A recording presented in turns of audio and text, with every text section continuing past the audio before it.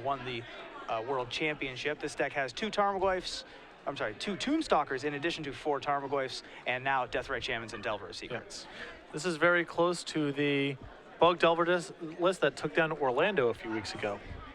And Jeremy Sue looks like he won the die roll, and he's going to lead things off with a Delver of Secrets off of a fetch land and an Underground Sea. There is the Delver of Secrets. He has the checklist card in his deck. And he's going to see pretty much immediately that he's up against a little something wonky, because Gemstone Mine and Faithless Looting are happening on turn 1. That's going to get countered by a Daze, however. Yeah, pretty much anything that allows Dredge to get a card in the graveyard, you need to counter, because you lose an opportunity to do that. You know, once the Dredge engine is actually up and running, there's not a lot to be done. Yep. And Jeremy does not flip his Delver of Secrets on turn 1. His hand consists of Abrupt Decay, a pair of Tarmogoyfs, a Wasteland, a Underground Sea, and another Daze. He's going to use the Wasteland to take out Mike's Mana Source. And this looks like a very good opening for Jeremy, but without a way to interact with the graveyard, he's really at the mercy, at least in game 1, of Mike finding a way to put a Dredger into the graveyard. Yep, because he does have the Lion's Eye Diamond in his hand, and so now he's got Lion's Eye Diamond in hand with Faithless Looting in the graveyard. He's got 2 of them, and he's got another one in his hand, so he's going to actually get to be able to draw and discard 4. And we see there appears to be no Dredger in Mike's graveyard right now, although he has a Bridge from Below and a Nicarid. Yep, so he's going to draw 2 and discard 2. And the first Faithless Looting is going to get exiled, so he's going to wait till he finds another Dredger to crack that second Lion's Eye Diamond, it looks like.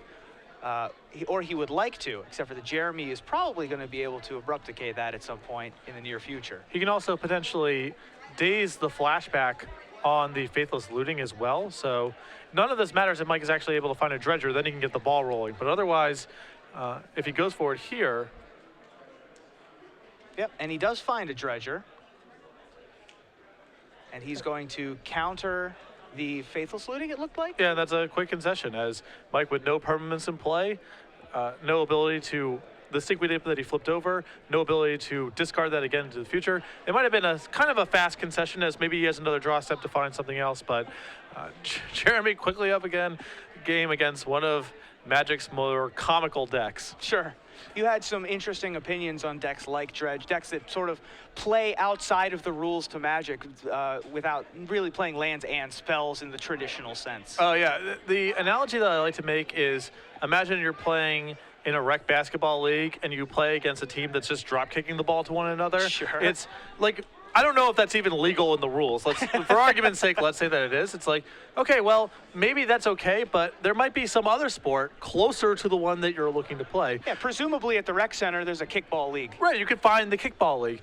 You know, I don't quite understand the mentality exactly of, you know what, I really like Magic. I just am not a big fan of lands and spells. I want to remove those from my deck and work on flipping my deck over to my graveyard and operating off of the text of graveyard cards. But well, it's not like Dredge is the only deck that operates outside of the rules of Magic. You have one land Belcher and no land Belcher and things like Cheerios. Oh, there's certainly spells. There's a lot of decks that really play outside of those conventional rules. Yeah, certainly Dredge is not alone in this regard, but to me it feels like the most extreme of all of them. We're going to go and look at the sideboard here. I'm basically looking for anti-graveyard cards in Jeremy's list. This is the most critical thing. He has a Grafdigger's Cage. He has some Spell Piercers he can potentially bring in. Not good all the time, and certainly on the draw, it's going to struggle to be impactful, but you know, he can catch potentially Faithless Looting flashbacks or Faithless Looting the first time, or Careful Study. Often the Dredge deck is only operating on one land, and that really does it for meaningful cards. I mean, there's just not a lot going on here. Again, Jeremy does have Force of Will. He does have Deathrite Shaman. This is not a bad base to have a reasonable game plan against Dredge. Now, Grafdigger's Cage works against some things that you might not think about, but also doesn't work against some things that you might think about. It does not work against Bridge from Below triggers, but it does work against Narcomoeba. Yes. Because it goes directly into the graveyard and creatures can't enter the battlefield from the graveyard. But it's not a traditional graveyard hate spell like Rest in Peace. Right, and if they're on some sort of dread return plan for a large creature, it can also be productive there. Looking over at Michael Somerville's sideboard, he has an Iona, Shield of Emeria, an Elishnorn, and an Ashen Rider as additional Dread Return targets if he wants to use that plan with the additional Dread Return. He also has 4 Firestorm, 4 Nature's Claim, 2 Ashen Ghoul, and an Undiscovered Paradise as an additional mana source. I would anticipate he brings in the Nature's Claims against Bug Delver. However, I'm not certain because he doesn't have white mana in his deck to be able to fight against Rest in Peace. Yeah, it's you know, I expect him to actually keep the core of his deck pretty much the same. I am not a huge fan of bringing in the reanimation package against decks that have Deathrite Shaman. It's possible he wants Firestorm in his deck in the post-board games. That gives him a pretty good tool of fighting Deathrite Shaman and Delver openings and giving him another way to discard cards. So it's pretty interesting, actually, looking at Michael's deck. Typically, you see a one of Flamekin Zealot or a one of Gristlebrand or something like that in the main deck. None of that for Michael. He's got Golgari Grave Trolls, and that's all he's targeting with his Dread Return. This deck sort of behaves a little bit like a mid-range deck, and it just tries to make you discard all your cards, then puts in a bunch of zombies and a Grave Troll. Acts a little bit like Nick Fit in that way, actually. Yeah, it's you know, there's a lot of debate amongst Dredge players about whether or not you're supposed to have really a dedicated reanimation package in your first game, or if you're just supposed to keep the deck streamlined and bring that stuff in for post-board games. The consensus, my understanding, is that, you know, most of the people that I talk to, they're big fans of just having Icarids and grinding out the game that way. Some of the post-board games, you want specific bullets to interact with, troubling permanents your opponent might have. Elishnorn is a great tool to have against Elves, for example, and a couple other matchups like that. Iona can be a free win against a class of decks, but game 1, you just want the deck to be as streamlined as possible. And so we are going to move to game 2, and Michael will be on the play, looking at his hand. He's decided to keep. Jeremy doesn't look particularly pleased with his opener, but he is going to keep as well, as we see. Mike Somerville leads off with Putrid Imp, and that is going to be met by Force of Will, discarding or removing Force of Will. And it almost doesn't matter what Mike casts on the first turn there. All that Jeremy is concerned with is preventing him from getting a discard card in the graveyard for as long as possible. And Mike's land is also taken care of, and now can't play a spell on turn 2, and so he just has to pass, and now Jeremy is able to proceed with his game plan. Now, given enough time, Mike can actually reach a spot where he can eventually just discard a Dredger and get the ball rolling that way. But if Jeremy has any sort of pressure, that might be too slow. So Jeremy searches his library for an Underground Sea and is going to play a Delver of Secrets. Second verse, same with the first, very similar to the last game, although this time on turn 2 rather than turn 1. Mike has 13 lands in his main deck. He has 4 Cephalid Coliseum, 4 City of Brass, 4 Gemstone Mine, and an Undiscovered Paradise, in addition to the other Undiscovered Paradise in his sideboard to be able to try to cast spells. The Gemstone Mine is now in the graveyard, so he only has 13 left in his deck to be able to try and find a way to cast the Careful Study that he has. Yeah. This Dredge deck's a real crackerjack. And so we have Deathrite Shaman as well. Delver of Secrets has not flipped just yet. And Jeremy doesn't look like he's going to trigger it there, and instead is going to shuffle away, finding another land to put into play. Didn't really want whatever he found on top of his deck. Now, an interesting element to Michael's Dredge deck is no copies of Street Wraith. Some Dredge players have been moving to this card to give them, cantripping is nice for the deck in general. It leads to more explosive openings if you have a repetitive way to discard. And second, and more importantly, it gives you some amount of game against Deathrite Shaman. In response to a Deathrite Shaman activation on your Dredger that goes to the graveyard, you can cycle Street Wraith and dredge the card back to your hand. So a lot of players have begun incorporating it to, in essence, to fight against Deathrite Shaman, but none to be found in Mike's list. It's also another card that can be removed to Icarid to bring it back Yes. on an upkeep. It does pretty much everything you'd want the deck to do. It's a Gitaxian Probe that doesn't see your opponent's hand. It just draws a card for 2 life, which is sometimes exactly what the Dredge deck wants, as we see Jeremy proceeds with his turn, deciding how he wants to proceed after he resolves this Ponder, decides to keep all the cards there on top and takes Daze. And in comes the 1/1 yet again. Mike is going to be able to draw an 8th card here, and even if he doesn't find a land, he is just going to be able to discard at the end of the turn if he finds a Dredger, which he has. He has a City of Brass, though, on top, and he's going to use it to play Putrid Imp. That is going to be met by Daze. This is another defining feature of games involving Dredge. The games are rarely close on the board. Someone is, generally speaking, getting humiliated. Yeah, this isn't exactly the poster child game for, or poster child match for Dredge. He's having a little bit of a difficult time against Jeremy Sue's Bug Delver deck.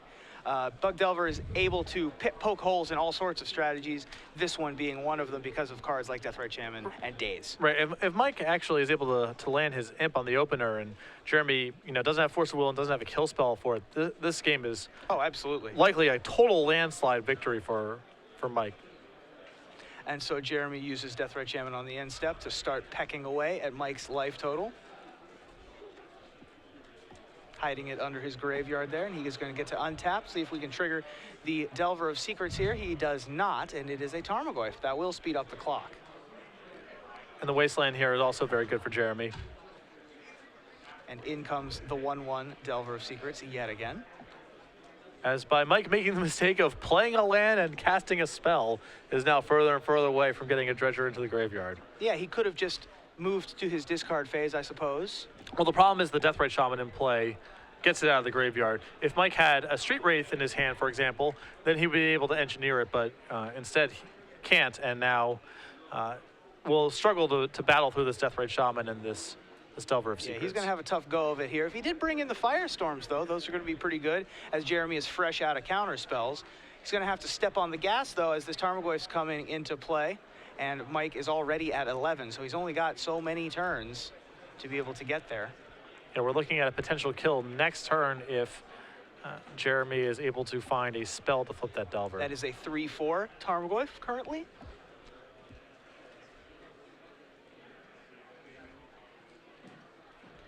And Mike has decided to look at his hand now, deciding how he wants to proceed. Accidentally dropped a card on the floor there.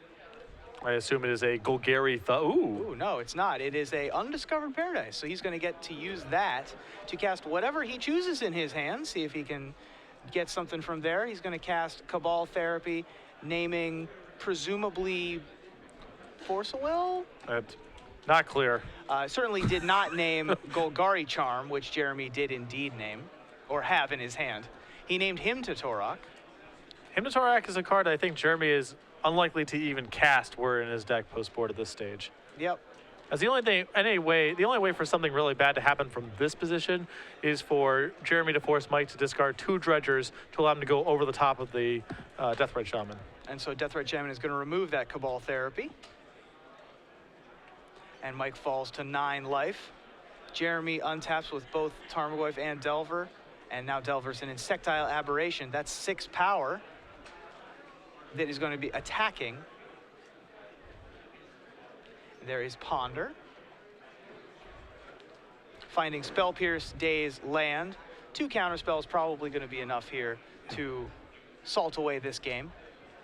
Well, the Glyph is going up to 4 here, right, because of this Ponder? As now there's an instant land creature sorcery. So this is an attack for 7 and a Deathrite Shaman activation.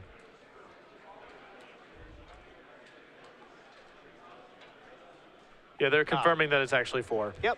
As the Ponder becomes the sorcery that was necessary in the graveyard, that puts Mike to 2 exactly for the Deathrite Shaman activation, and Mike falls to 0 life, and he extends the hand. So Jeremy Sue's Bug Delver deck manages to shut down the Dredge deck. I'm willing to suspect Jeremy's easiest 2 games,